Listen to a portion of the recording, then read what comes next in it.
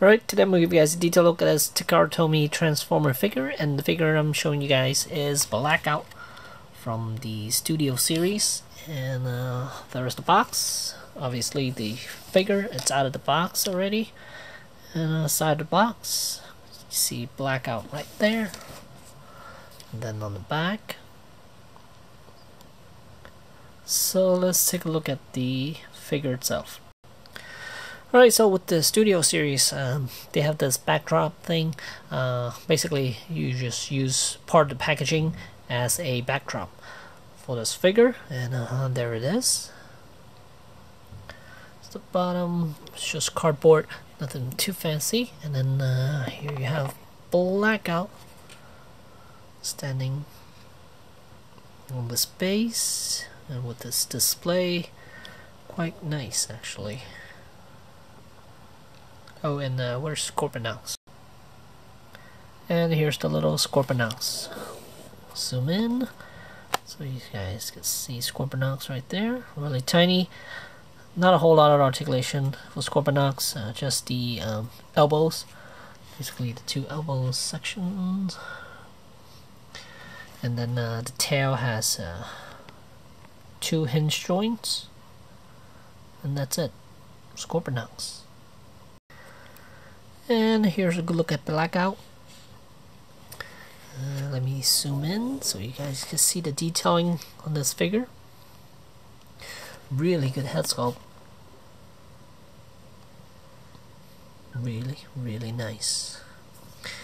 The eyes are red, but they don't light up or anything, nor is it light piping.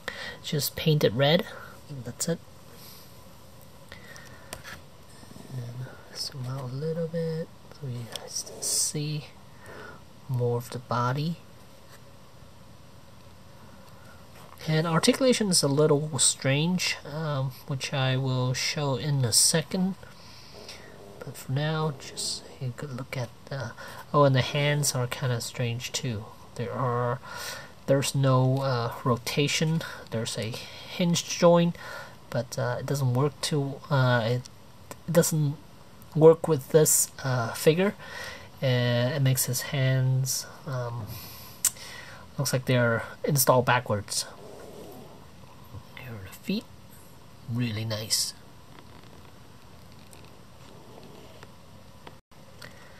And here's the back side of the figure. Side viewed.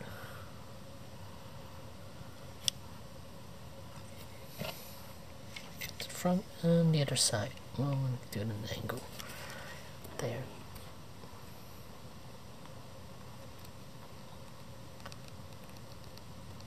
So here's what I was talking about, the hand.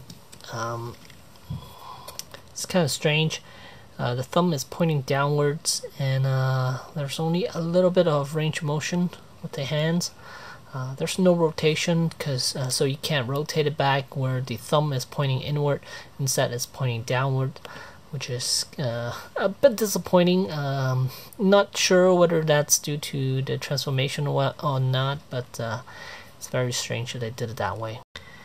And as for the shoulders, there's a joint allows the arm to move forward and back, and then to swing outwards there's a joint right there, but it's actually underneath the shoulder joint a little bit. And then there's another hinge joint down here for the elbows there and right there, so he can bend his arms. And as for the head, he could rotate, and that's about it. I could look up a little bit, but not a whole lot. As far as the range, I look about that far to one side, and that far to the other side, and look up about that much, which is pretty much nothing. You can see the head is actually not really looking up that much. Then you can look down about that much, and that's it. That's kind of looking straight, actually. And then there's this elbow section where it kind of acts like a butterfly joint, so you kind of swing his arm forward a little bit, but it's just on friction, and it's kind of loose. I believe this is only because of the transformation. And as for the hips, there is a ratcheting joint right there. It does, well, it's good range, forward and back, not so much forward because of the skirt, the hip skirt. That one is very restricted because of that little front piece. Here's a little front piece right here, and then the skirt, I'll show you how far it could go up. This is downward, and then the skirt could go up about that much. So what that means is that it's going to restrict the legs from moving forward. So you get about 45 degrees forward. That's about it. And then the knees are actually on a hinge joint, but it is friction. It's not ratcheting. It would have been nice if it was ratcheting. Then it'll be a little bit more stable, because right now it's getting a little loose already. And as for the ankles, he does have a good ankle tilt right there, back and forth right there, and then it can move forward and back just a little bit. Actually, the foot can move back quite a bit. I think it's due to the transformation, but as far as forward, it's a little limited. Forward, there's basically about that much, and that's it. And here's a comparison of Blackout next to Optimus Prime. And as far as his height, if you're counting everything, Blackout, it's almost about 9 inches in height. So a good size figure. While Optimus Prime, it's a little about 6.5 or so, somewhere around there. Yeah, so yeah, that's how big he is compared to Optimus Prime. Alright, so I'm going to give you guys one more look before I turn him into a chopper. So let me focus in some of the details. This figure here.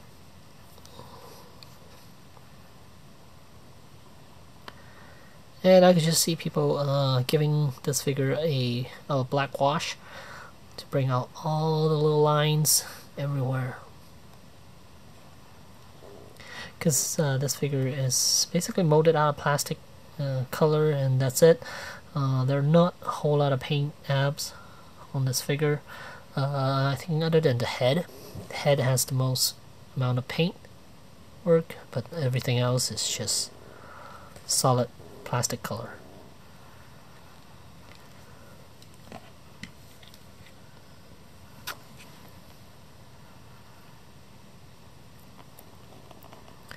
Still a really good looking piece. Alright, and here's Blackout in vehicle mode, and I put Optimus Prime here just so you guys can see how big the robot is versus the vehicle mode.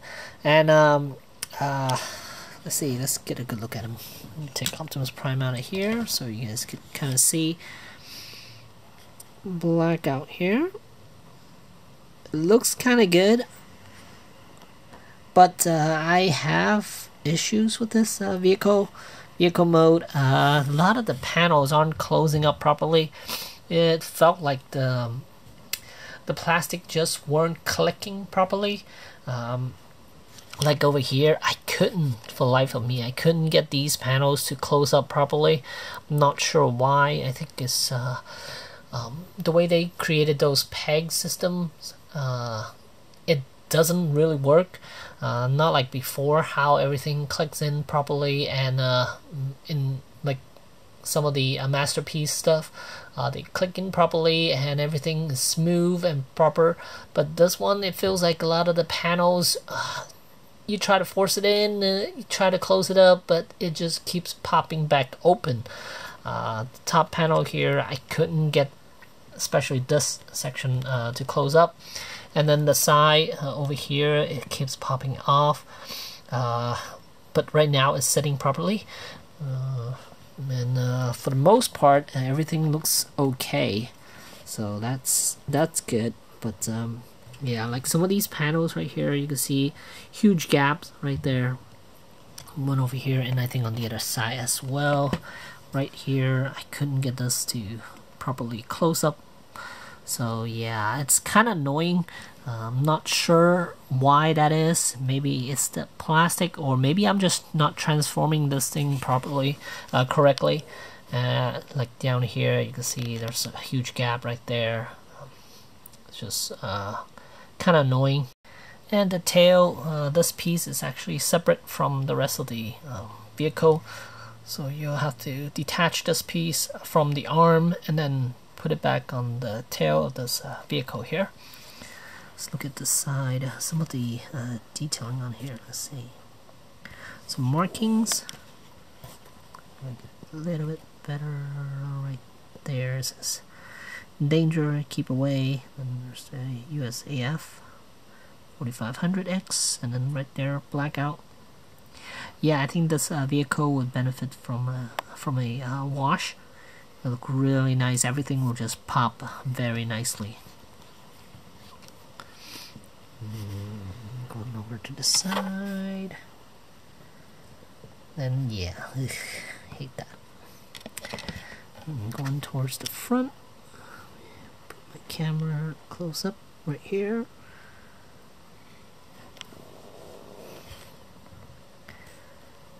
And on the front, see a Decepticon logo.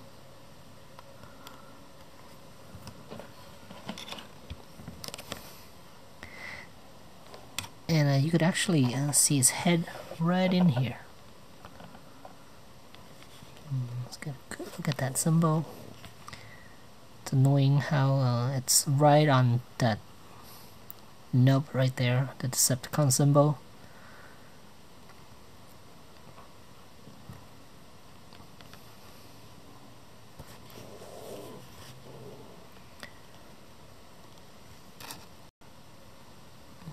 And here's the other side.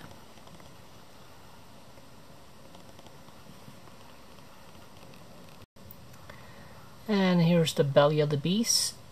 You can see there's a lot of stuff going on here. It would have been nice if all these were covered up. And then there's Scorponaux right there. It's kind of hollowed, especially the back. I guess they have to do it that way, otherwise none of these panels would fold away properly. So I guess it's something that they have to do. It would have been nice if all these were covered up, but it's okay. I mean, you're not gonna be able to see it really. And the tires right there. There's the wheels right there. One set right there, a set right there, set right there. And then these are the hands right there. They could totally flip those around. I don't know why they did it this way. It doesn't even cover up or have anything to do with the transformation. I mean, all they do is just sit. They just get flipped over and that's it. It doesn't really. I really don't see why they can't flip those hands around. Maybe I'll see if I can mod it, but I doubt it, because the system where they put these things together, it's kind of hard to take apart. So yeah.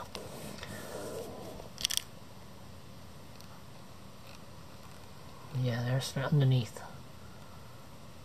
Kind of ugly looking, but still really good piece.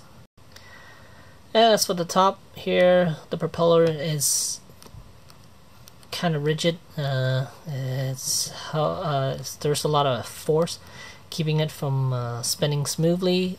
There's a lot of friction going on here, but on the back one it spins very nicely. But the top one, yeah, not so much, but that's okay. Not too bad. But the only major gripe I have with this vehicle are the panels. They're just not snapping together properly. It's not a tight fit. It's a little loose. I don't know why. I might do another. I might transform it again to see if I'm doing something wrong. But as of right now, I am liking the robot mode way more than the vehicle mode. So yeah. So at the end of the day, I do highly recommend this thing. It's not expensive compared to a lot of the other stuff. and do get a lot of enjoyment out of this. Transformation wasn't too hard. The arms are a little hard to follow, but I end up not following the instructions, and I was able to transform the arms quite easily. So overall, it's not a hard transformation, and I do highly recommend this thing. Robot mode is by far way better than the vehicle mode.